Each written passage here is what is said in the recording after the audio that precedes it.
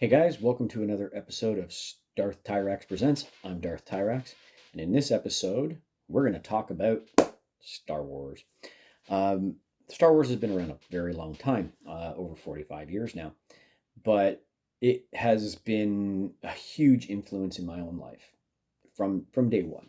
As you can tell, Star Wars shirt, Star Wars hat, um, Star Wars flags behind me, but it's such a massive franchise and it's gone through so much and has given us so much material that it's hard to say you don't like it. That it had so much variety and storytelling that it's just, it's just, what do you do, right?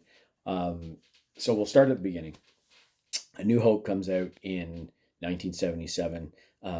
Tidbit: when it first came out, it was just called Star Wars. It wasn't called A New Hope. It didn't have Episode 4. It had none of that in the opening crawl. That was added in a re-release a couple of years later, just prior to Empire Strikes Back coming out.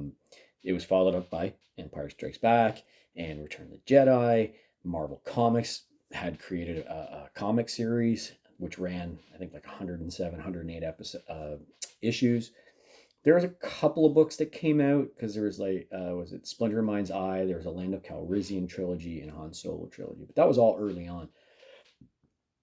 Now, not too long after Return of the Jedi, however, and just so Blu-ray, not long after Return of the Jedi, Star Wars interest kind of waned. It really kind of paused and faded out of cultural psyche, if you will, until about the early 90s to mid 90s, which saw a resurgence. And this resurgence was by a trilogy of books by Timothy Zahn called the Thrawn trilogy, Heir to the Empire, Dark Force Rising, and The Last Command.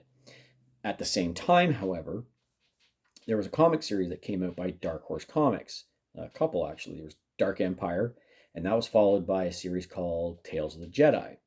Now, Dark Empire was a sequel series after Return of the Jedi and actually takes place slightly after Timothy Zahn's books, both of which are looked at as a proper sequel to the original trilogy, since we didn't have anything. We had nothing after the original trilogy except for the Marvel Comics, and those stories really varied in quality and what the stories were. Some of them were very just out there.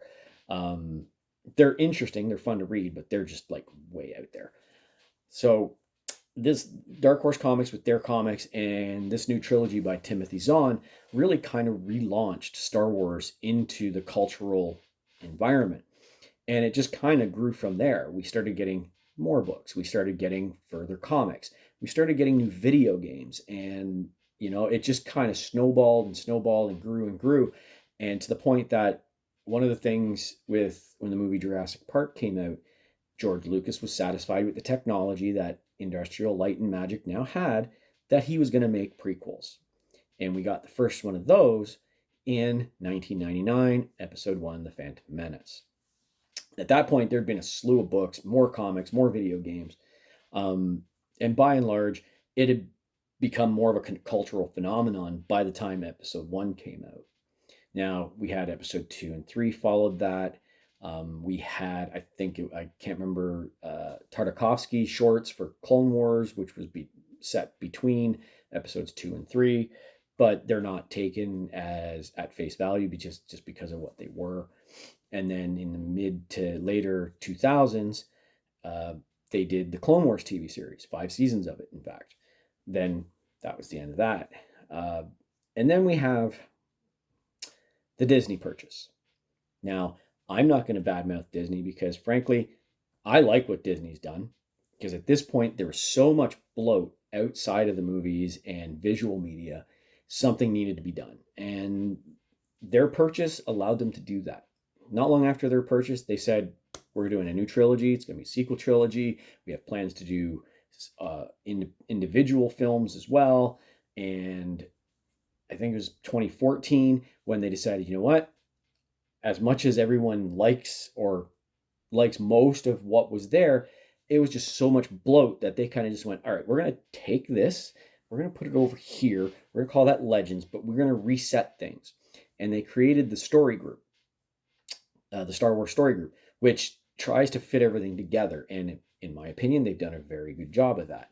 Now, along with that, we started the trilogy sequel with Force Awakens, followed by Last Jedi, which many people may comment and bash. I'm not interested in that. Rise of Skywalker, which in my opinion was a direct lift of the Dark Empire series that helped relaunch Star Wars into the cultural psyche. They did a movie, a young Han Solo movie called Solo. They also did Rogue One, which in fact is the big victory the Rebels get prior to A New Hope. That gets them the Death Star plans. They restarted all the novels. They restarted the comics. One is Aftermath, which takes place shortly after Return of the Jedi. Another one takes place between the prequels and the original trilogy about Tarkin. The comics, they have different series of comics which tie everything together. And a lot of the complaints people have is, well, how do we know this or how do we know that? Well, Star Wars is more than just movies. It's more than just TV. Star Wars is a media thing. Much like the MCU has become with TV and movies, Star Wars goes a step beyond and has comics and novels that all tie together into a grand tapestry. And even today, I was when I'm filming this, today was Star Wars Celebration. I was watching it live. They announced 3 more movies set in different eras. They previewed the Ahsoka series that's coming up. Since Disney's taken over, they did Star Wars Rebels, which leads into Rogue One essentially, and then into A New Hope. They did 2 more seasons of Clone Wars, season 7. Awesome. The last 4 episode arc takes place concurrently with Revenge of the Sith, ties a couple of things together there. Some of the books tie together really well. Then now we've got 3 seasons of The Mandalorian. We've got Book of Boba Fett. We have Andor and another season of Andor coming up next year. Star Wars is beyond the movies. And unfortunately, I think a lot of people can't accept that or don't want to accept that. It's not just movies. It's not just live action. It's just not just animated. It's books, it's comics, it's all of it. And you have to put it all together for this grand tapestry. And it's this grand operatic thing to me. And I've always been a huge fan since I was 3.5, 4 years old. And I'm never going to stop, obviously. And I think I hope I convey like how much I do like Star Wars. And it's got to be really bad. And I run into people online who talk about the old Legends stuff, which is all the stuff from like the 90s and 2000s up until Disney decided to, like take it and shift it aside. And I called it back almost 10 years ago when they did it. They're doing this to get rid of the bloat, but they're also going to mine it for the good stuff. And they've been doing that. They brought back Grand Admiral Thrawn, probably the greatest non-force using villain in all of Star Wars. They brought him back. They brought back things like the TIE Defender, which people loved. They brought back recently at the end of season 1 of The Bad Batch, which is a continuation of the Clone Wars. They've had 2 seasons of that now. They brought back the Mount Tantus and Planet Wayland from the old Heir to the Thrawn trilogy, from Heir to the Empire, etc. And they're continuing on the cloning aspect. There's things in The Mandalorian and The Bad Batch which connect to each other if you're paying attention, and connects to the sequel trilogy in regards to where Snoke may have come from, how did Rey come about, etc., etc. And that's what I mean by all of this combined is this big grand tapestry. It's like people have said with some of the phase 3 anyway, MCU movies is, if you're not, or phase 4, sorry, if you're not watching the stuff on Disney Plus that they're doing, the 6-part and 8-part TV series or whatever, you may not understand what's going on in the movies. Now, that sucks if you're not interested in watching the series. I'm someone who I'll go dig up the information so I at least know what's going on despite not watching it. But it's just, there's too much to tell to be able to tell it in a 2 hour movie or a 2.5 hour movie. There's just way too much stuff. And even beyond MCU, Star Wars is a galaxy with thousands of years of time frame to work with. There's just so much. The three movies they announced at Celebration, one is set thousands of years in the past for the Dawn of the Jedi. Uh, the second one was for right after The Mandalorian finishes up, so whatever that's going to be.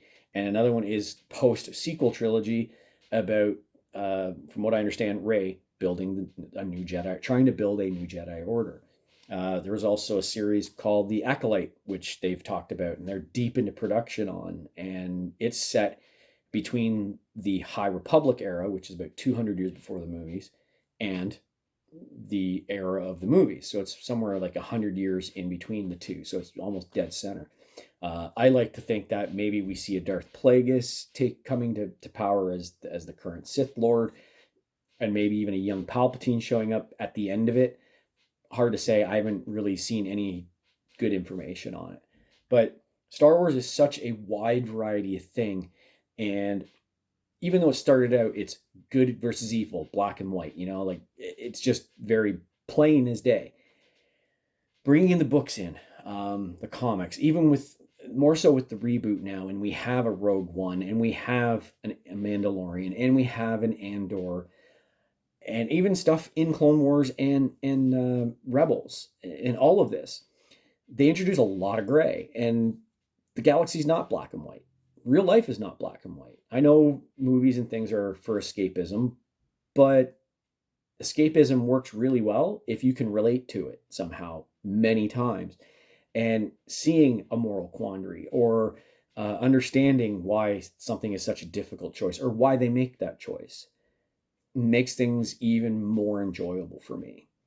And it's been a 45-year journey. I'll be 50 later this year. So it's been such a massive part of my life. I have artwork, I have collectibles, I have all kinds of stuff.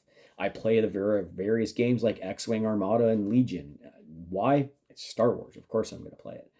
And my wife, bless her soul, is an angel, and she puts up with me in regards to my Star Wars fandom.